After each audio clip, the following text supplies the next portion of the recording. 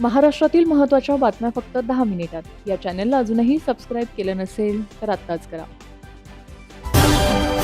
Bharat Ratna doctor Babasaheb आंबेडकरांनी संविधानातील मार्गदर्शक तत्वांमध्ये प्रत्येक राज्यावर समान नागरी कायदा आणण्याची जबाबदारी सोपवली आहे. जर आपण हा कायदा आणला नाही तर आपण आपल्या कर्तव्यात कसूर करू. त्यामुळे महाराष्ट्रामध्ये समान नागरी कायदा 100% लागू केला जाईल, अशी माहिती राज्याचे मुख्यमंत्री देवेंद्र फडणवीस यांनी दिली आहे.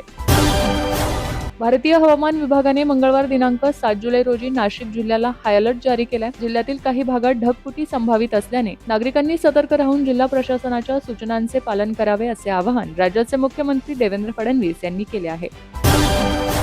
मुसळधार पावसामुळे मुंबई-पुणे द्रुतगती महामार्गावर नव्याने उभारण्यात आलेल्या मिसिंग लिंकवर दरड कोसळल्याने या मार्गावरील वाहतूक दुसरीकडे वळवण्यात आली आहे. या घटनेमुळे पुण्याहून मुंबईच्या दिशेने जाणाऱ्या लेनवर मोठी वाहतूक कोंडी निर्माण झाली आहे. MSRDCने सोशल मीडियावर पोस्ट करत नागरिकांना महत्त्वाचं आवाहन केलं आहे. दरड कोसळणे व सतत सुरू असलेल्या मुसळधार पावसामुळे पुणे-मुंबई द्रुतगती मार्ग तसेच जुना मुंबई-पुणे महामार्ग या दोन्ही मार्गांवरील वाहतूक गंभीरपणे प्रभावित झाली आहे. पुणे-मुंबई तसेच मुंबई-पुणे या दोन्ही दिशेची वाहतूक पुढील आदेशापर्यंत पूर्णपणे बंद करण्यात आली आहे. नागरिकांनी पुढील सूचना मिळेपर्यंत पुणे-मुंबई किंवा मुंबई-पुणे असा प्रवास करू नये, असे आवाहन करण्यात आले आहे. मागील 4 दिवसांपासून राज्यभरात पावसाने धुमाकूळ घातला आहे. अशातच आता मुंबईतील मानखुर्दमध्ये दुःखद दुर्घटना घडली आहे. 3 मजली चाळीचा भाग मुसळधार पावसामुळे कोसळल्याने 6 लहान मुलं, 1 महिलेसह 8 जणांचा जागीच मृत्यू झाल्याची माहिती समोर आली आहे. आणखी काही जण या ढिगाऱ्याखाली अडकल्याची भीती देखील व्यक्त केली जाते. सुनेत्रा पवार यांच्या नेतृत्वाखालील राष्ट्रवादीला मोठा धक्का बसला आहे. परभणीचे जिल्हाध्यक्ष प्रताप देशमुख यांनी आपल्या पदाचा राजीनामा दिला. विशेष म्हणजे देशमुख हे राष्ट्रवादीची साथ सोडल्यानंतर थेट शिंदेंच्या शिवसेनेत प्रवेश करणार असल्याची माहिती समोर येते.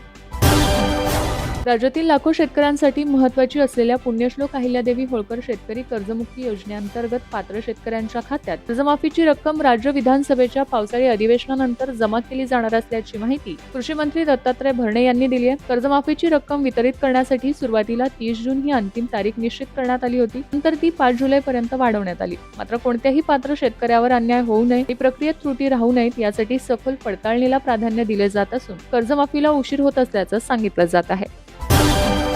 केंद्र सरकारकडून शेतकऱ्यांना दिलासा देणारा निर्णय घेण्यात आला आहे. रब्बी हंगाम 2026 साठी नाफेड NCCF मार्फत होणाऱ्या कांदा खरेदीत 250 रुपयांची वाढ करण्यात आली आहे. त्यामुळे आता कांद्याची खरेदी 2125 रुपये प्रति क्विंटल दराने केली जाणार आहे. तर यापूर्वी कांद्याची खरेदी 1875 रुपये प्रति क्विंटल दराने केली जात होती.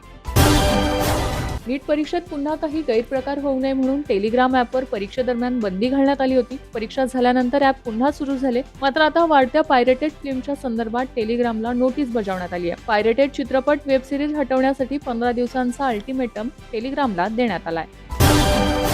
राज्यात गेले काही दिवस पावसाने दमदार बॅटिंग केली आहे. आज रायगड जिल्ह्यासह नाशिक, पुणे आणि सातारा जिल्ह्यांच्या घाटमाथा भागासाठी अतिजोरदार पावसाचा अंदाज व्यक्त करत रेड अलर्ट जारी केला. तर मुंबई, पुण्यासह अनेक ठिकाणी काही तासात अतिमुसळधार पावसाचा अंदाज असल्याने सतर्कतेसाठी शाळांना सुट्टी जाहीर करण्यात आली आहे. त्यामुळे नागरिकांनी अत्यावश्यक कामाशिवाय घराबाहेर पडणे टाळावे, तसेच प्रशासनाने दिलेल्या सूचनांचे पालन करावे, असे आवाहन करण्यात आले आहे. हवामान विभागाच्या अंदाजानुसार आज रायगड, नाशिक घाटमाथा, पुणे घाटमाथा आणि सातारा जिल्ह्याच्या घाटमाथा भागात रेड अलर्ट कायम ठेवण्यात आलाय.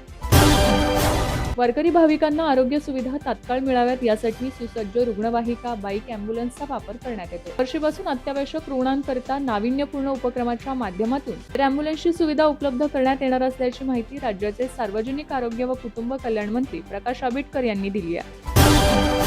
राज्यात सुरू असलेल्या जोरदार पाऊस आणि वादळी वाऱ्यांमुळे अनेक ठिकाणी पूरदृश्य परिस्थिती निर्माण झाली आहे. मुख्यमंत्री देवेंद्र फडणवीस यांनी याचा आढावा घेतला. मुंबईत भरतीमुळे पाणी साचण्याचा धोका वाढला असून वाऱ्यामुळे शेकडो झाडे कोसळली आहेत. दरड प्रणव भागातील नागरिकांना सुरक्षित ठिकाणी स्थलांतरित करण्यात येत असून प्रशासनाने सतर्क राहण्याचे आवाहन केले आहे. आळंदी परिसरात इंद्रायणी नदीला आलेल्या मोठ्या पुरामुळे नदीवरील सर्व प्रमुख पूल पाण्याखाली गेले आहेत. त्यामुळे शहरात प्रवेश करणे धोकादायक ठरत आहे. प्रशासनाने वारकरी, भाविक आणि नागरिकांना आळंदीकडे प्रवास न करण्याचे आवाहन केले असून प्रवासात आलेल्यांनी सुरक्षित ठिकाणीच थांबण्याचा सल्ला देण्यात आलाय. महाराष्ट्राच्या राजकारणात सध्या पक्षांतराच्या चर्चांना वेग आला असून शिवसेना पक्षाच्या कथित ऑपरेशन टायगर 3 संदर्भात पुन्हा एकदा मोठे विधान समोर आले आहे. शिवसेनेचे आमदार नरेंद्र भोंडेकर यांनी येत्या 8 दिवसात या मोहिमेबाबत मोठी घडामोड होईल असा दावा केला. त्यामुळे राज्यातील राजकीय वर्तुळात नव्या चर्चांना सुरुवात झाली आहे. अन्न व औषध प्रशासन विभागाचे आयुक्त तुकाराम मुंडे यांच्या मार्गदर्शनाखाली राज्यभर राबवण्यात येत असलेल्या सेफ फूड सेफ महाराष्ट्र मोहिमेअंतर्गत नाशिकमध्ये मोठी धडक कारवाई करण्यात आली आहे. गेल्या 2 दिवसात एफडीएच्या पथकाने शहरातील 20 नामांकित हॉटेल्स आणि रेस्टॉरंटची अचानक तपासणी केली. या तपासणीत अन्न सुरक्षा नियमांचे गंभीर उल्लंघन आढळल्याने 7 हॉटेल्स व रेस्टॉरंटचे परवाने तात्काळ निलंबित करण्यात आले आहेत.